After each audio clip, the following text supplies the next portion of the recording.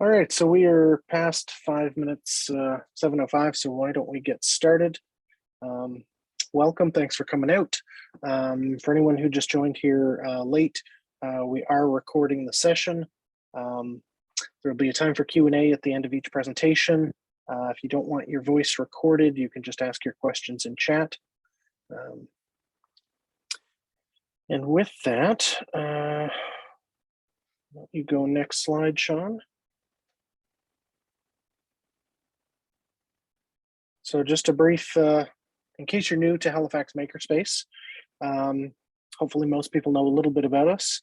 You can sign up for our mailing list on our website, halifaxmakerspace.org. So we're a nonprofit group. We had a physical location up until I don't think when last year.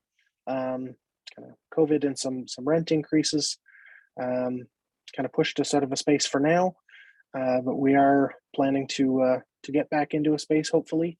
Just kind of seeing what things with the rental market and some possible avenues for government or corporate funding. So we're working on that, but we'll be doing some virtual show and tells like this. And now that various COVID regulations are changing and lightening up, we'll likely start doing some in-person socializing like we've done in the past. So getting together at either a cafe or a pub, and just a chance for people to get together and chat about their projects and interests. All right, next slide. So we will hand it over to Peter. Hello, everyone. My name is Peter Spierenberg. Besides being a member of the Makerspace for the past, 6-7 years, something like that. I also work with Halcon, the local gaming convention, science fiction, fantasy, that kind of stuff. And one of the things we did last year as part of Halcon 2021, you might as well go to the next slide, is we hosted a live action version of Among Us. So for people who don't know, Among Us is a multiplayer online social deduction game, sort of inspired by like werewolf type games and that kind of thing, where most of the players are on one side and there are a couple of players that are sort of are traitors. So most of the players in this game are called crewmates, and one or more of them are imposters. The crewmates win the game by completing a series of mini games on their computer screen.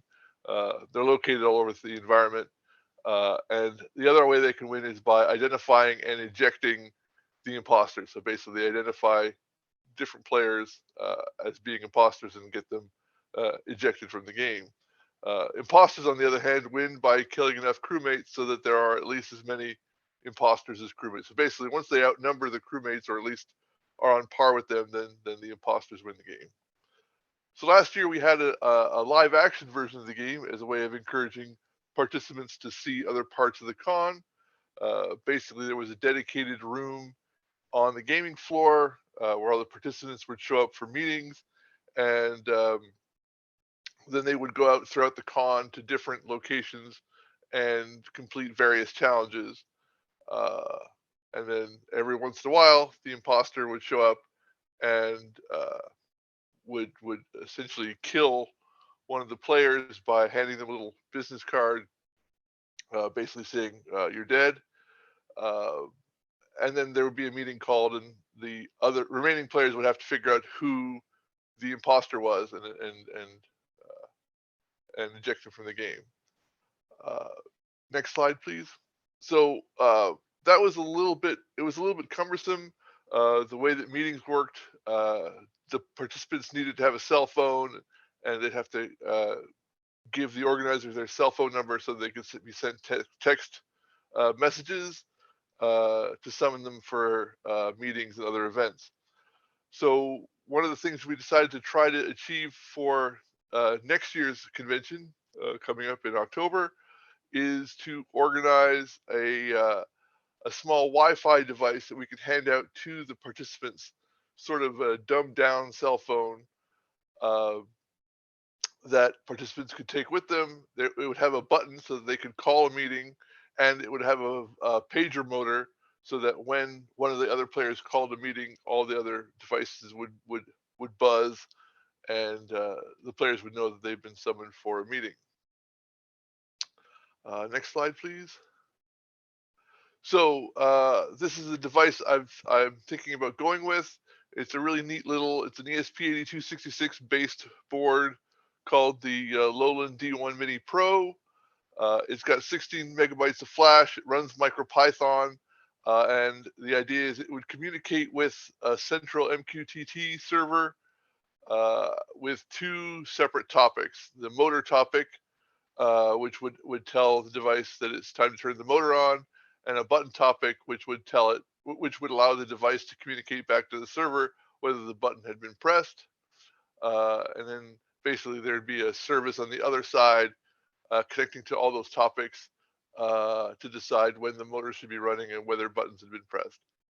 Uh, next slide, please. So one of the reasons I chose this particular device is that it's got a perfect collection of ports. Um, so it's got the I2C header, which we won't be using, which we won't use for I2C purposes, but it has two. It manages two GPIOs, so we can connect it to the motor and to the switch over those two GPIOs. And it's got a JST battery connector. So these are the components that I'd like to use. Basically, the JS2 2-pin cable will be used to connect it to a small lithium-ion rechargeable battery. You see the middle there is the vibrating motor, the pager motor I want to use. Uh, and then on the right there is the wireless charger. This is a kind of a neat thing that I found on AliExpress. It basically you could secreted under a cell phone case, and it's at the very top there. You can just barely make out a USB, a micro USB connection. Uh, so yeah, so I've got one hidden behind my cell phone, and basically turns my, you know, $200 cell phone into a QI chargeable cell phone, which is kind of neat. But yeah, I tested it out, and I can plug it directly into the Lowland board along with a LiPo cell, and it'll charge that cell quite happily. So basically, the idea is this thing would be completely self-contained. It wouldn't have any, besides the button, it wouldn't have any holes in the case for like a USB port or anything like that. You just sort of set them on top of a bunch of QI chargers overnight while so they can charge, and then they'll be ready to play during the day. Next slide, please. So yeah, so if you're at all interested, I'm looking for some help um, in a couple of areas. The two big ones are 3D printed enclosure. Uh, I'd like something to be fairly slim. It should sort of be almost cell phone shaped, I think. Slim, very lightweight, uh, and it might be cool to have it have like a loop on it that it can hang from a lanyard, because one of the things you have so one of the things you're familiar with if you've gone to many of these conventions, that your badge tends to hang on a lanyard, and so hanging this device off of the same lanyard might be kind of useful. Uh, Also, I'd like to design a PCB to be really simple, just to connect that I2C connector to the switch and a motor. And I'd like for it to be really low profile. So I'm thinking surface mounted transistors and that kind of thing, um, and a tactile button. So, like I said, it should be a really simple design. Um, but if someone's got some experience with that, that'd be really useful. And then as a stretch goal, if we manage to get this thing running, uh, you know, relatively soon, there is sort of thought that that forcing the imposter to walk, right up to their victim and present them with a card that says you're dead is it can be a little bit challenging. So we thought it might be neat if we could use like the technology out of a television remote control to basically uh, simulate a phaser sort of effect, so that the imposter could assassinate their victims from a short range away, maybe in a line at a concession, or waiting for an event. Oh, I don't know what they're not sure where those lines came from. At any rate, yeah. Are there any questions? I think that's my last slide. I might have just not been paying attention. When do you need it for? October. Okay. I'll throw a PCB together for you anytime. Oh, that'd be super cool. Well, yeah, I'll send you an email after this meeting. Deal.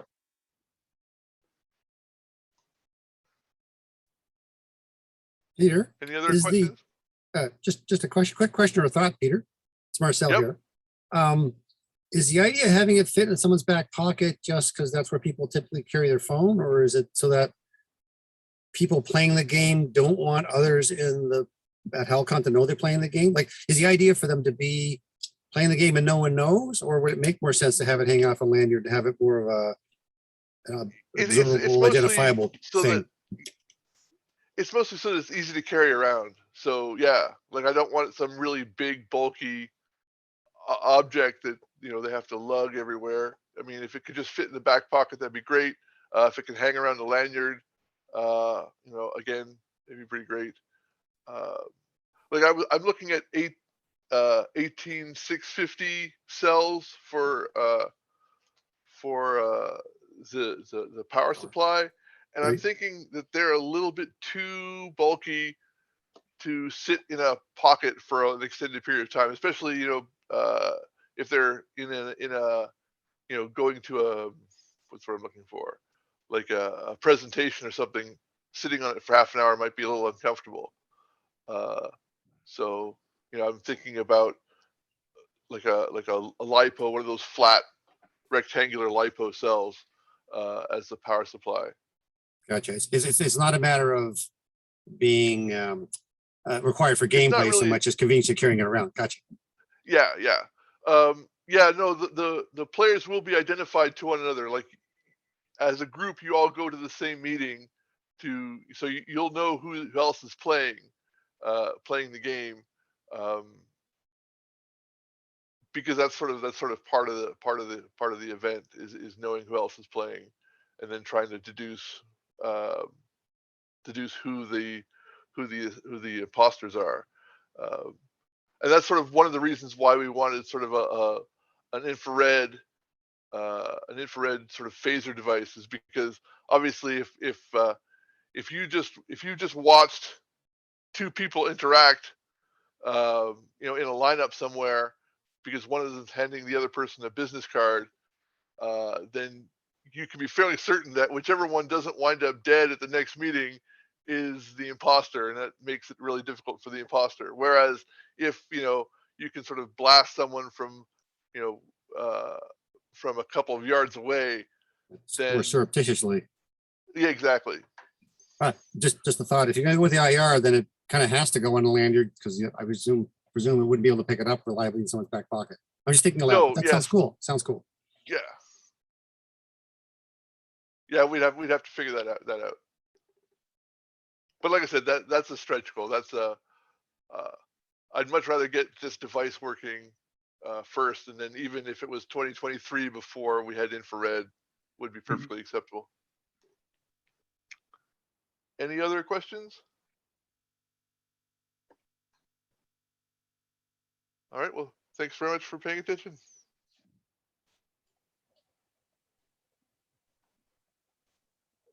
Thanks, Peter. Very cool. Don't know if we maybe lost Adam, but we will continue. Next still up, we here. have Marcel. Hi guys, this is an update or continuation from what I presented last week, or last show and tell. And if you look at the left-hand picture as you're looking at it, that shows the generator with just the straps on it. That's as far as I got, and that's what I briefed on at the last presentation. I've been able to progress it a little bit since then, and I'm in the process of starting to work on the actual fabric cover. I just took a couple pieces of Bristol board, taped them together, strapped them on top of the frame as that, and marked them up from underneath. And that's what you see on the right-hand side. That's just trying to get dimensions and shape for the basic two sides of the two end pieces. Next slide, please.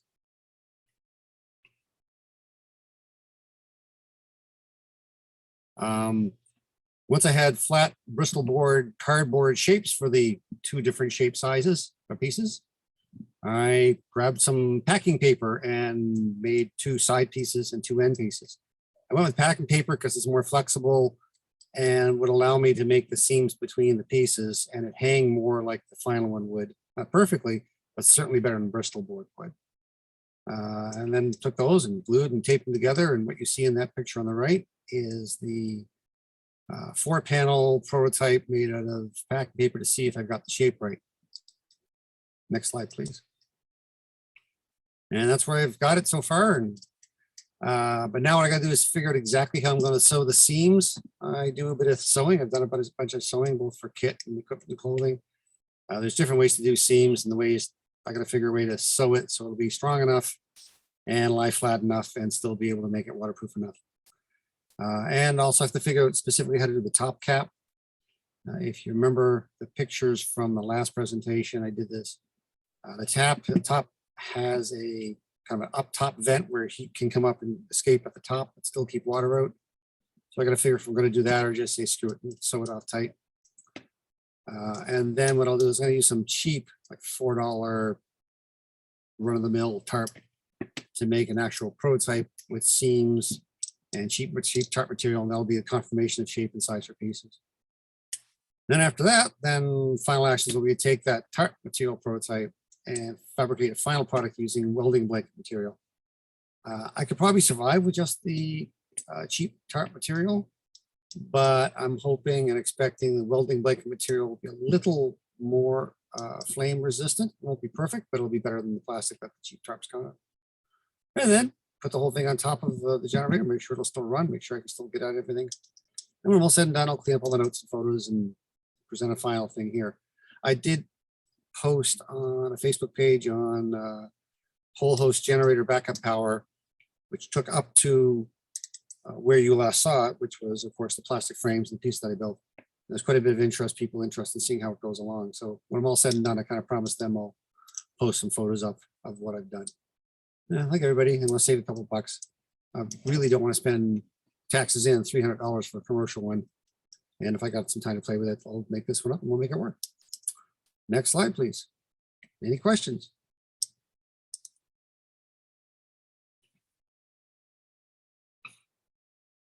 No, I think we're probably ready to go on to the next person then, Sean. Oh, sorry, I was having trouble unmuting there. I was just wondering, where do you just buy welding blankets, or can you buy welding blanket material? I just bought one on sale over at Princess Auto. Oh, okay, yeah. That just happened the day of the week I was looking for it. They actually had them on sale.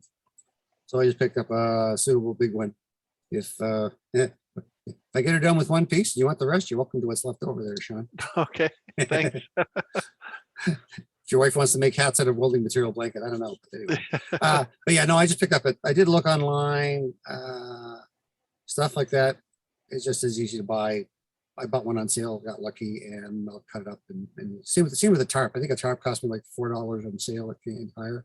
It made more sense to use the cheap fabric, not the cheap woven plasticky crap, but it'll be a better material for a prototype for final design of seams, and without having to chop up a welding blanket. And it's like good intermediate step, especially for $4 for the material. It's a good step. Yeah, cool. Anybody else? Well, I went under this time, make up for we're going over last time.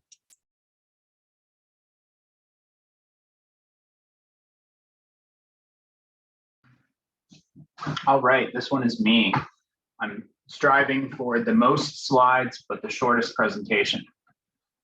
So this first slide is a call out to a previous project. I have a line of voxel-based planters that have different sizes of pots.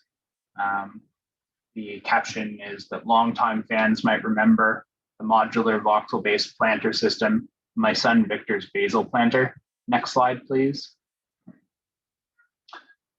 didn't have anywhere to live. So they may even remember its life of obscurity outside of Victor's room in a large plant volume, which is my downstairs plant setup. It has a bunch of other plants, both in the same modular planter design and standalone pots. Next slide, please. On the guest room shelf, my guest room is somewhat repurposed for a plant room as well, mostly for annuals that are getting ready to move outside. On the guest room shelf, day and night, for weeks, months, there was no light in Victor's room until, next slide, please. There's some quick designs, a Saturday afternoon design project about to be followed by a Monday night assembly. There's some drafting. You may be able to tell which parts of the drafting were done by a 4-year-old, which were done by me. And it uses a few dowels. Those are 1/2-inch dowels. And it also has little rubberized nubs so that it grips onto his dresser. Next slide, please. Until, next slide, please. There was. And that's a little light hanger that we made. We'll augment it with something that can raise and lower the light so that it can be closer to the plants when they're not fully grown. He's interested in growing peppers as well as the basil. So we've got another run of basil that's perhaps not ready yet. We'll see on the next slide, please. But where had the basil gone? Next slide, please. The dowel holders are just done with a little OpenSCAD library that I wrote. And you can just do positioning of the dowel holders and angle them there.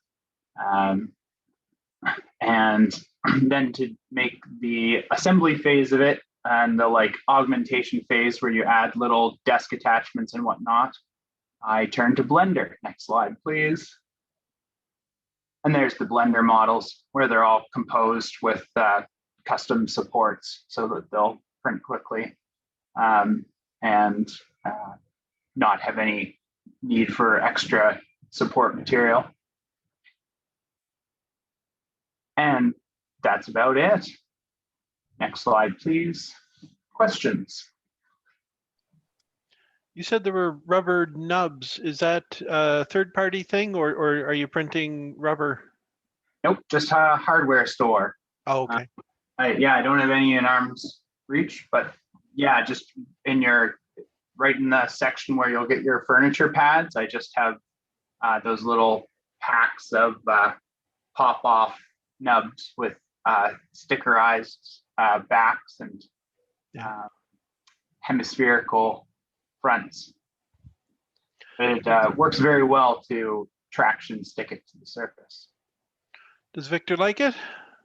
Yeah. Is he happy? Yeah, he'll be happier when the basil is in his room and it becomes a daily routine, I suspect. But so far, so good. Cool.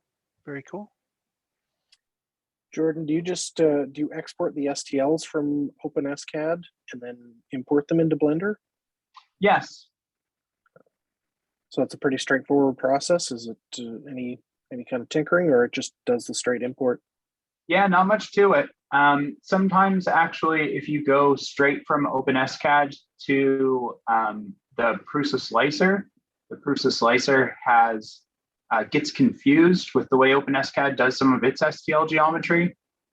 Usually the native repair STL file function will fix that, but you've got to keep a close eye out because sometimes it'll try and render. Hey, I see Joel has probably exactly the same pads I was using, although mine were clear. But yeah, you've got to watch out for the Prusa slicer. Sometimes it'll try and put blank layers in. So you always want to scroll through the layers before you actually send it off to the printer, but usually the native STL repair is enough to fix it. Yes, for me it was the large pack of felt feet that had the rubber pads in with them. So. Ah, cool. Yes. Yeah, the felt feet are good as well, but when you want it to not stick, of course. Oh, sure. No, I mean, like for me, it was mostly a pack of felt feet, but there was it also included clear rubber pads in with it as well. It was just part of that Cool, batch. right? That's your bonus.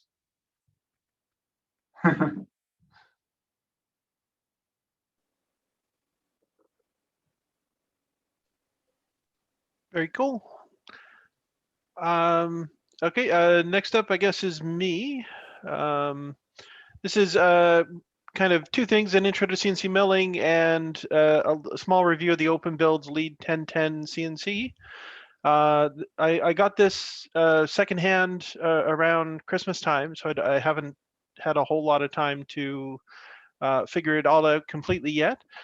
This is one of several similarly sized and priced CNCs on the market, sort of consumer grade CNCs, usually using off-the-shelf parts like extruded aluminum and that kind of thing to keep down costs.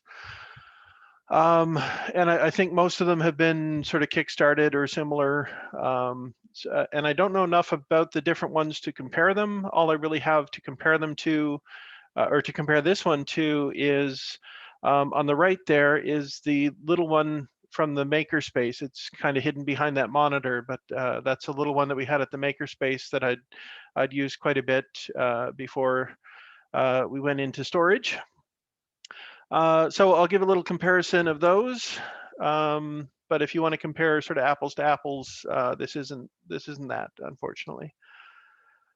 The Lead 1010 has about a 29 by 32 by 4 working area. So that's about 6 times the working area of the little one from the makerspace, with about a 40 by 40 inch footprint. So it's, you know, it's sizable. It does take up a lot of space. Like I said, it uses off-the-shelf parts, and there's a lot of YouTube videos for how to assemble it and fix it and all that kind of stuff. So part of the reason I like this or similar is that I should be able to hopefully fix it and repair it long into the future, even if Open Builds goes belly up. Open Builds also provides CAM and milling software, and I'll get into what those are in a minute here. That integrate really easily with the machine, and they integrate with other CNC mills as well. Or you can use pretty much any other type of CAM software, and I think milling software as well, if you want to. It's lead screw driven, which I'm led to believe is better than sort of belt driven. Some of the other ones are driven by rubber belts. I don't know if that's true or not.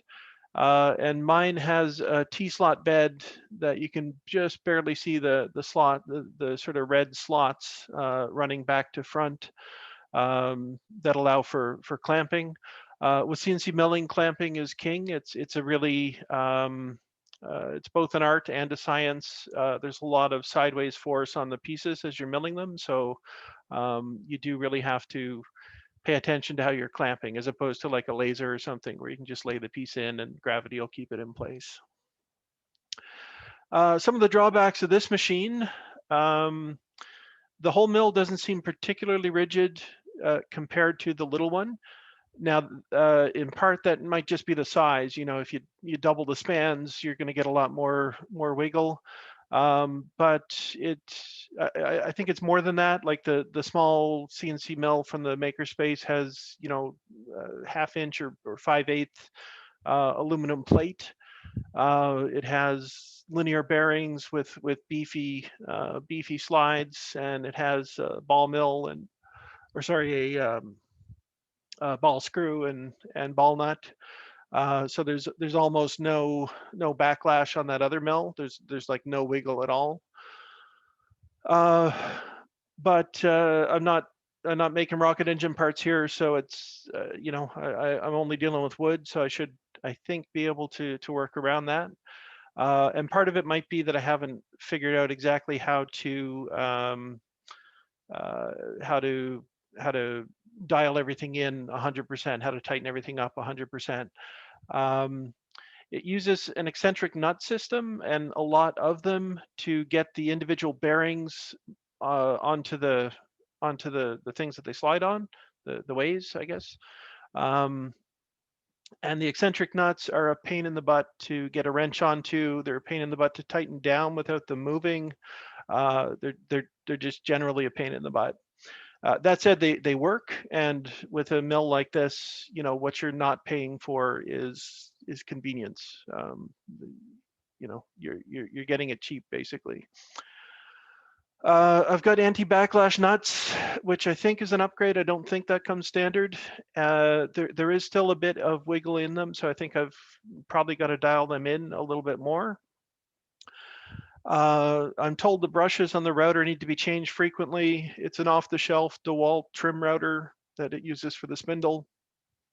I haven't had to change them yet, but I'm told every like somewhere between 50 and 100 hours, you need to swap out the brushes, which isn't a big deal, apparently. Dust collection, I don't have dust collection on it, but you can add dust collection in two different ways. One is like a dust boot that goes around the spindle, and then there's broom-like fibers that sort of surround your cutting head. You hook that up to a vacuum, and that should get most of the dust. And then the second way of doing dust collection is you can add an enclosure for it. I don't think I'll ever add an enclosure just because of the size of the thing. But I have started these two photos here work on making a dust boot. As I said, you can buy that from the manufacturer, but I thought it might be a fun project to learn on would be to create my own. And the mill needs to be mounted to a very stable surface. Mine came with this fabricated heavy steel table. It's about 200 pounds. So mine, because I got it secondhand from somebody who manufactured with steel, I'm good there. But if you were to buy one of these off the shelf, you'd need to really spend some time to think about what sort of surface you're going to mount it to. The software milling toolpath, I'll share the software that I use, but like I say, for all three of these, you can use a bunch of different things. The first step with CNC milling is your CAD, where you design your software, your piece rather, the same way you would design, you know, something for 3D printing or whatever, or at least it could be the same way. Second step is the CAM, where you sort of specify the real world parameters that the machine's going to need to know, in order to mill out your piece. And then the third one is the milling software itself that runs on the computer, and that sends the instructions to the mill's brain. In this case, it's called, I think, a black box, which is by Open Builds itself.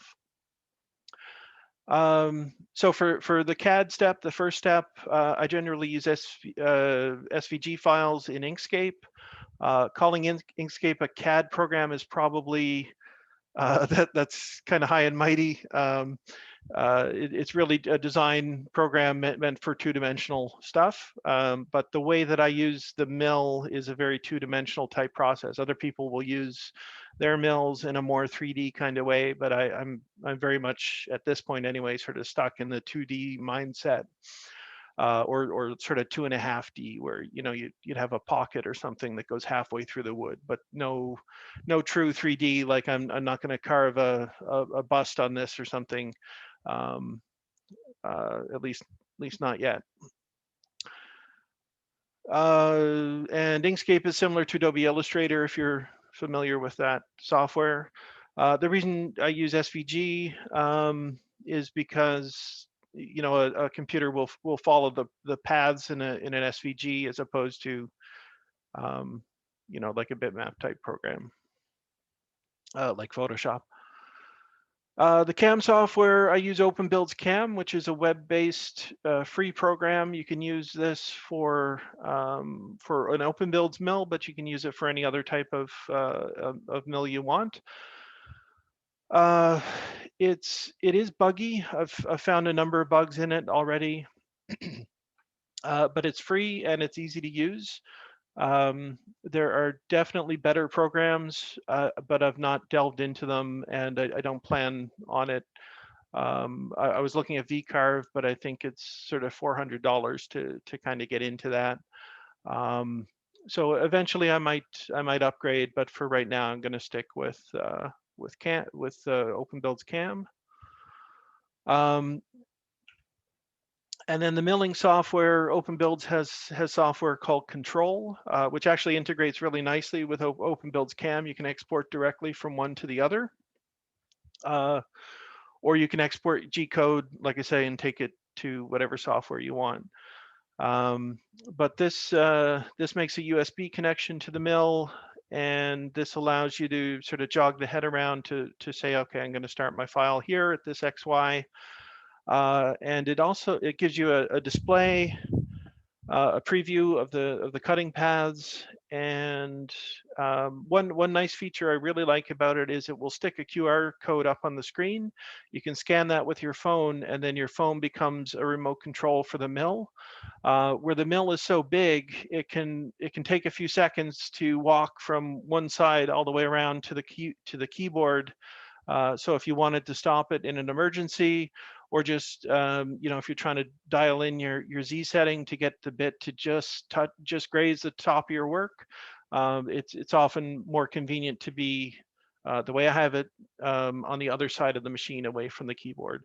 So your phone is a convenient way of doing that. These are just some projects to date. This is showing. I chose this because there's different operations being shown here.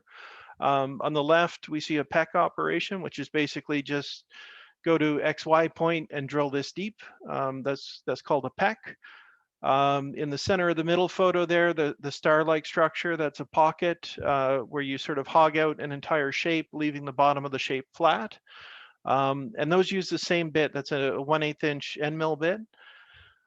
And then sort of not shown here was in the middle, this entire outside of the shape was cut out using that same 1/8 inch end mill bit. So you can get through at least those 3 different operations with that single bit. And every time you don't need to do a bit change is one less source of error. And then over on the right, you see those numbers. Those were done with a 20-degree V bit. So it can do fairly small carving or fairly small engraving rather. And it does it sort of acceptably to my standards anyway. Here's some other projects. Top left, there's just a sign made with a V-bit and then filled with spray paint. Bottom left is a little Stirling engine that I got for Christmas. The neat thing about that is my father-in-law got the same Stirling engine. So I made another holder for him. It's kind of like when printers first came to be in everybody's home, and you could just run off an extra copy of whatever document you were working on. With the CNC, you can do the same thing. So we take that for granted now with paper, but maybe in the future we can do that with 3D printing and CNC milling as well. And then over on the right, there's I'm milling some oak clamps, which are shown at the bottom there, finished. That was just about a 5-minute operation. If I were to do that by hand, I'd have to go set up my router, and I don't have a proper router table. So there'd be like a half hour of me trying to set up a router to do what I can do in 5 minutes with the CNC.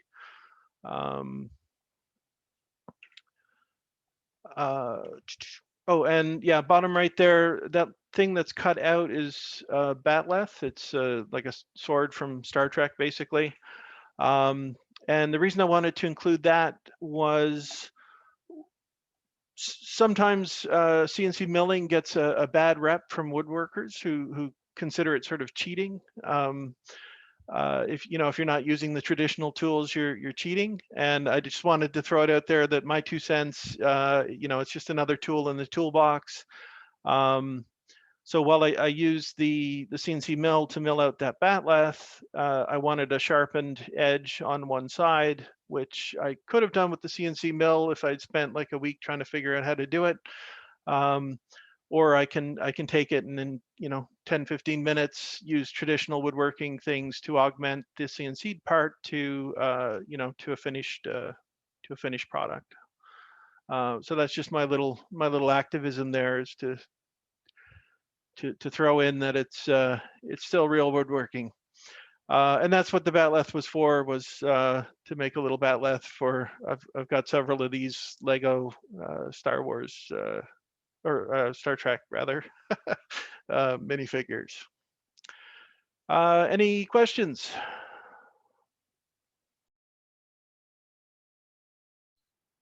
Yeah, you probably don't need to explain what a batleth is. No, I These- figured probably for this crowd, no, we probably didn't need to, but just in case. So I think we've got one more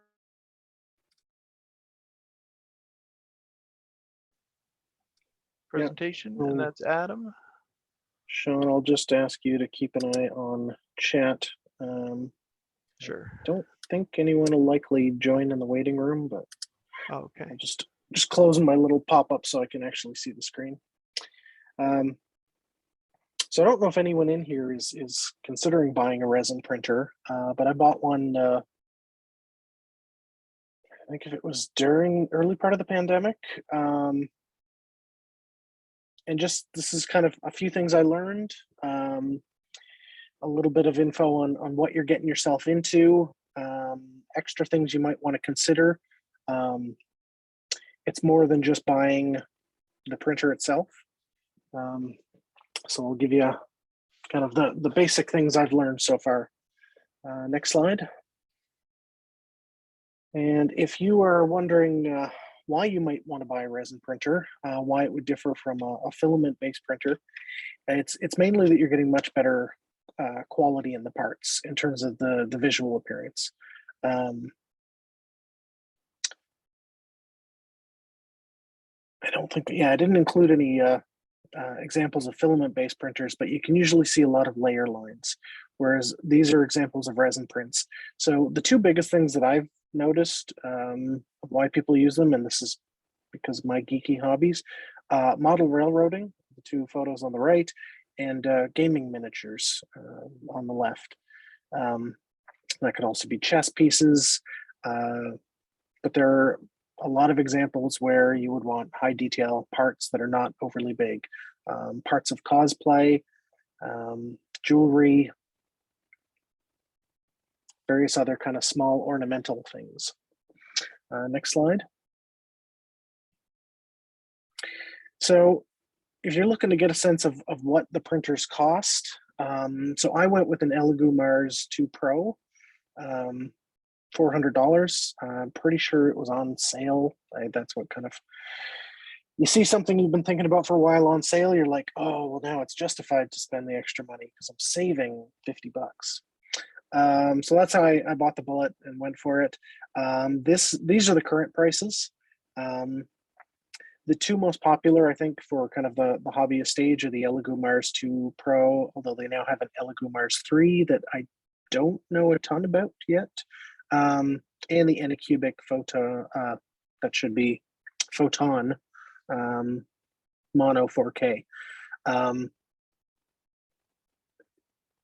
I think you're probably fine with either of those. I don't think there's too much difference between them. Some people, I'm sure, would advocate for one over the other. I just happened to buy the one that was on sale.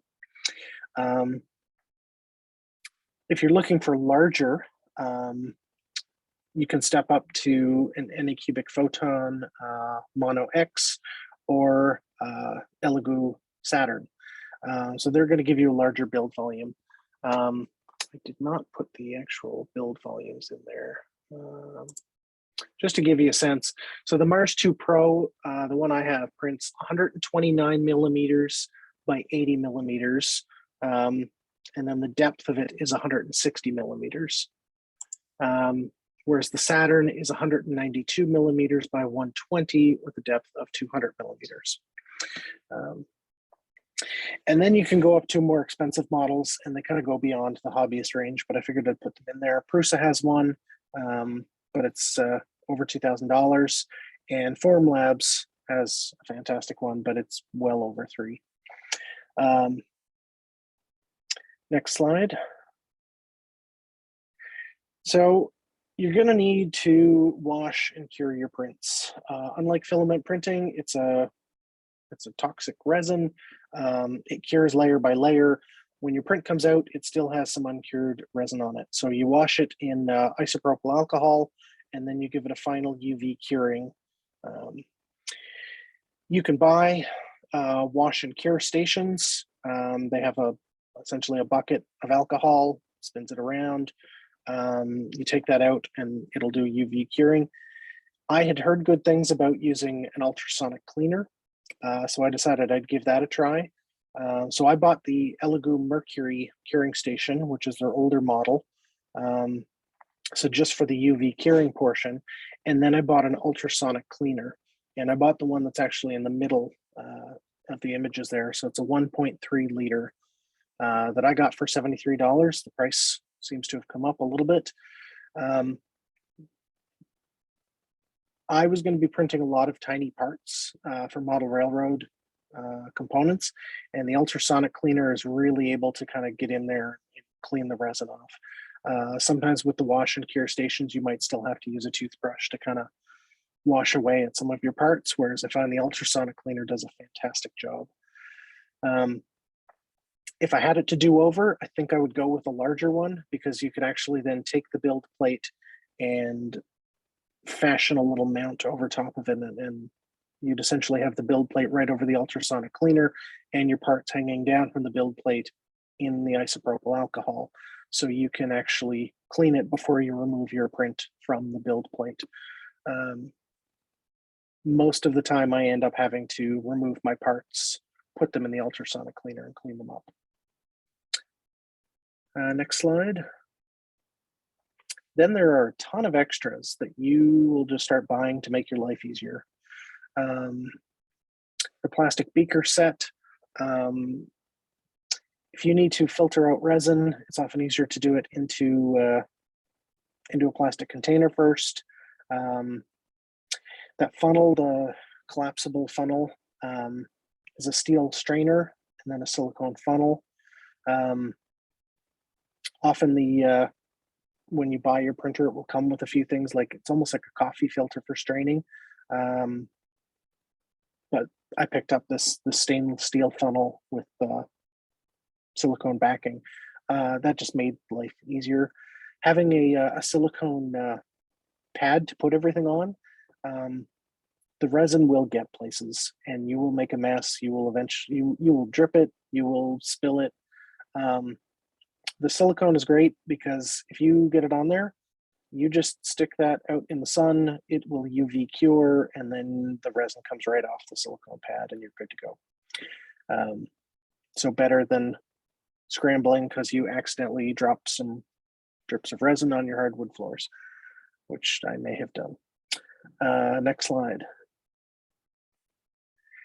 And then there's a whole lot of little extras. Honestly, I got a bunch of things for my 3D printing from the dollar store.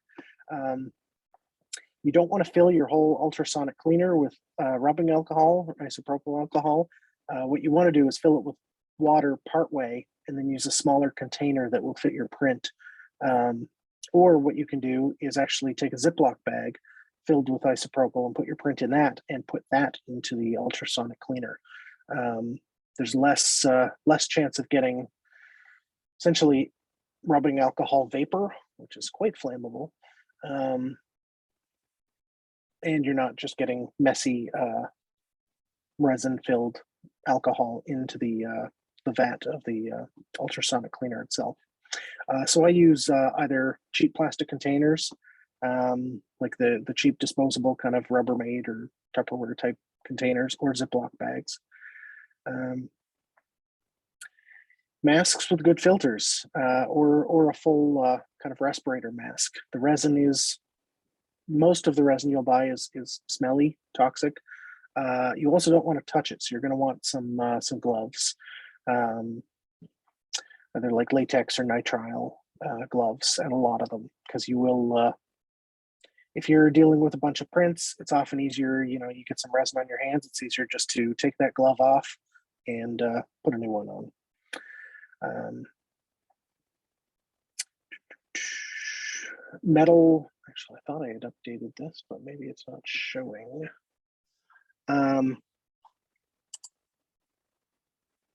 Oh, interesting. It didn't.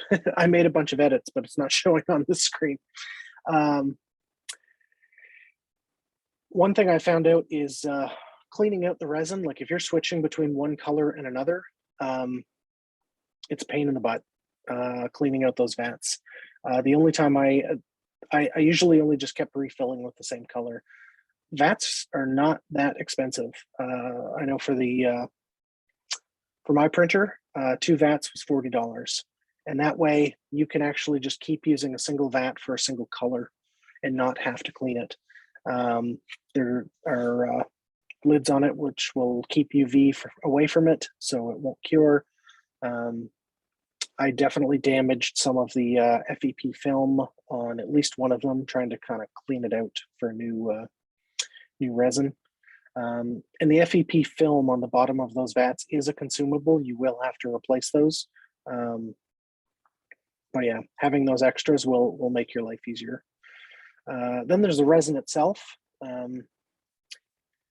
It really varies in price. I've seen $25 to $50 per 1 liter bottle. If you're doing prints that you don't really care about the color, poke around. Sometimes you'll find blue is cheap this time around, or pink. Gray is often kind of the default because it helps you see, it's like when you paint a primer on something, you can really see the issues that you might have to sand and things like that. But if you don't have a specific color in mind, poke around. You can often find resin for like $25 a bottle. A couple of the things that didn't make it on that list. Metal scraper for getting the print off of the metal build plate, but you're also going to want plastic scrapers, because if you get a print that fails and it sticks to the plastic film, you don't want a metal scraper because you will tear that film. And if you tear that film and resin runs out onto your printer, that is a big mess. One very strange thing I bought was a tea diffuser ball. I was printing a lot of very tiny stuff, windows and doors for a model railroad building. And to get those in the rubbing out or into the isopropyl alcohol and get them out again, I just put them in one of those little like folding tea diffuser balls that you then seal up, drip that in over the side of the ultrasonic cleaner. One thing I haven't bought yet, but I'm looking into, there's a company called Wham Bam that makes a flexible build plate system for resin printers. Sometimes the prints can be difficult to take off of the build plate, especially if they are large, and this would offer a removable magnetic build plate system. So something I'm looking into. And then a really big one, you're going to want a fan or an air purifier. The resin is toxic. It is smelly. You don't really want to get it through your house. I have a room I'm able to use, and I just put a box fan in the window. And that's why most of my printing is done kind of in the summer. And as a note, the printer does tend to work well when it is a little warmer, so 20 to 25 degrees. And I think it's preferable if it's more at the 25 degrees. So you're going to need an area that does keep a little warm. Next slide. Oh, yeah, so that's kind of the lessons I have learned so far. I'm trying to think of a couple things I've forgotten. So I mentioned about making jewelry. One thing I forgot to add there, you can go on Amazon and buy like a bulk pack of either necklace chains or earring kind of hooks and backers, and then just start printing off and designing.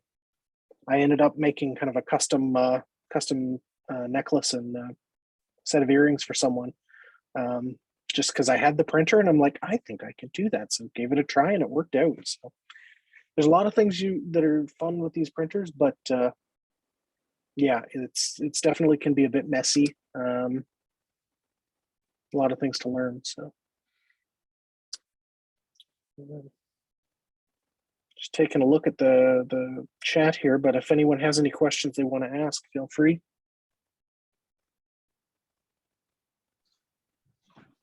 Have you done any prints with it that are for interfacing with PCBs or other fine electronic components like jacks or buttons? Not as of yet. I'm curious about how the edges line up. I know it's really precise, so they might be really good, but it also has almost a rounded feel compared to FDM printers. I remember if I have anything. Yeah, I'll have to give that a try. I mean, I found the edges were still fairly square. The piece of jewelry I did was a kind of a line drawing of a paper airplane.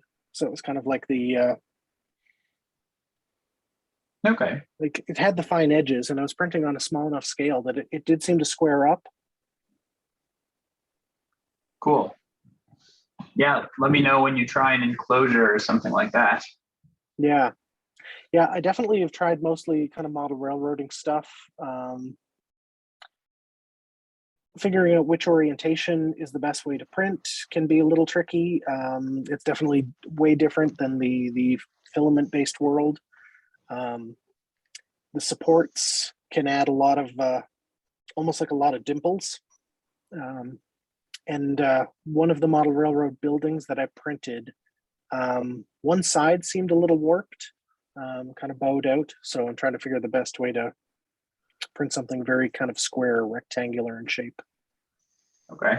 And with FDM, you can kind of, with a lot of prints that are fairly even weight distribution, you can get away with having a footprint that's very small and having it expand quite large.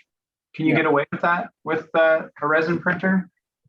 To some degree, yes. It's mainly that, like, if you were printing something that really widened up, at that wide layer, it's going to have a lot of attachment to the build plate. And when it goes, each time it prints a layer, it's pulling that away. So that can be a lot of force. So having extra supports to really essentially provide the support to pull that part of it away. Because if it, I'd have to do some tests to really know. But I've had some prints that just kind of detach because it didn't have enough strength. That when it tried to pull it away from the plastic film, it pulled away from the build plate. Cool. Adam, quick question. Yep. I'm used to FDM, of course, 3D print with print in place mechanisms. You can just patches and doors and things. Can you do things like that with the resin, or are they better off just things that don't fold, bend, move, or mutilate themselves, so to speak? I have seen some references to some kind of print in place stuff. I've not yet tried it, but I'm a little curious to. I kind of I did a little spurt of printing and then kind of got away from it and haven't actually printed in probably pretty close to 6 months now. So I definitely need to get back into it and give some of those other types of prints a try. Cool, thanks. No, just curious. But a resin printer is way outside my budget and expectation at the moment. I've got plenty of other stuff to do, but always I still know what's coming out. Thanks. Yeah, they're definitely coming down in price. I mean, $400, but yeah, when you start to consider the wash and cure station, all of your accessories that are actually going to make, printing feasible. I'm just looking at the image there that Clinton just shared in the chat. Yeah, I'm very much a function over form, so it doesn't have to look pretty, it just has to work, and if that gets the smell away, then that is perfect. Yeah, I've looked at maybe doing some ventilation options that'll run out a window with some dryer venting. For right now, though, just sticking that whole 20-inch box fan in the window and closing the door to the room seems to be good enough. So, but getting something better for winter, having a window open 20 inches with a box fan in the middle of winter is not such a feasible option. Adam. Yep. Like, so with FDM printing, you know, filament is basically filament. I mean, besides having to adjust for temperature and you know, other material properties, you know, you can stick PLA in your machine and it's probably going to work. Is that the Yeah. same with sorry, oh, With the just lost resins? the word. Well, yeah, with resins. Like, are you locked into a particular brand of resin for your printer? Like, do you have to use a particular, like, you know, Elegu? No, they all tend to. Just trying to grab. I had a bunch of tabs open of things from before. They all tend to be a 405 nanometer wavelength UV curing. Oh, I see. So it's the wavelength that's the key. Okay, cool. Yeah, yeah. So right now on it, and most of the things I purchased, I bought on Amazon. Eureka Tech is a retail store in Sackville that sells 3D printing stuff. I think he does carry some resins. I don't know how often, and I actually don't know the prices. Like during early COVID, I was definitely buying a lot of things on Amazon. So most of the things I bought were Amazon, and the resin is there. So any cubic bottle is $51 for a liter. Elegu, and it's interesting the color difference. So the blue is $23.99, the gray is $29.99, and the red, there's a clear transparent red that's $41. I don't know why the different pricing. So I definitely kind of keep an eye on what you know. Is there certain colors that will work and others that won't, and then go from there. Adam, do you know how clear the clear resin is when you actually use it? I know that we had some clear resin for the FDM printer, and it is not clear. Yeah, they definitely call it translucent. So if you go to the Elegu, it's called translucent, and then in brackets, not pure clear. Yeah, so it definitely is kind of a clouded transparent. The red looks a little bit more clear, but it's also a heavy red tint to it. But I actually don't know if I bought any of the transparent stuff. Most of the printing I've done has been either in black, white, or this Elegu light blue. And that I purely bought because it was the cheapest. So if I'm printing things that I don't care about the color, I'm going for the cheapest resin. Yeah, I've printed with clear resins, and there are different tricks you can use to get it to be more clear, shorter curing times, and like Clinton just said, you can put it underwater as well, which can be difficult, but works. Interesting. Yeah, I haven't done a lot of playing around with that.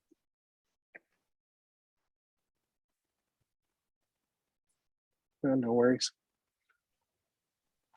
And how long does the resin last once you open it? Can you leave it forever, or does it have an expiry? I don't know yet, and I should be concerned about that now because it is getting to be months, and I definitely have a few bottles. I mean, certainly keeping it away from any light. I mean, the bottles are pretty thick, dark plastic. But yeah, I honestly have not looked into it. I imagine there is. Yeah, the bottles will have an expiry date printed on them. Yeah. I have some that are over a year old. They still work fairly well, but they will settle. So you really need to shake them up before you use them again. And you don't want to leave the resin sitting out in the printer for more than a day or two. So like Adam was saying, you can take the use the different vats, but just put them in an airtight container, and hopefully something that's opaque as well, Yeah. And the resin will stay better there. Cool, thanks.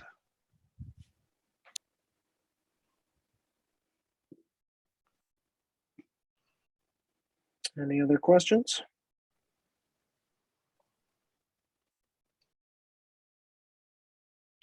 All right, well, that was the final presentation.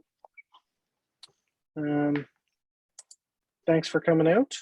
If you have any questions or kind of suggestions, feel free to send them to us, info@halifaxmakerspace.org. We followed up February's with a pretty quick, with like tonight's issue of the show and tell. We didn't have a lot of participation, or not a lot of people jumping in to share stuff, so we don't want to do these too often because people need time to come up with projects. So we probably won't do it in the next month, but maybe in about 6 weeks to 2 months, probably 2 months from now.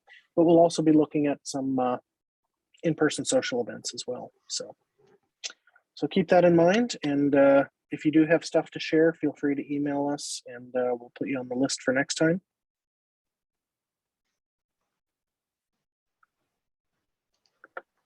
All Thanks, right, everyone. cool. Super Have a good interesting. night. Cool. Thanks all. All right, guys. We'll see you sometime soon. Thank you. Good night. Night. Cheers, everybody. See you.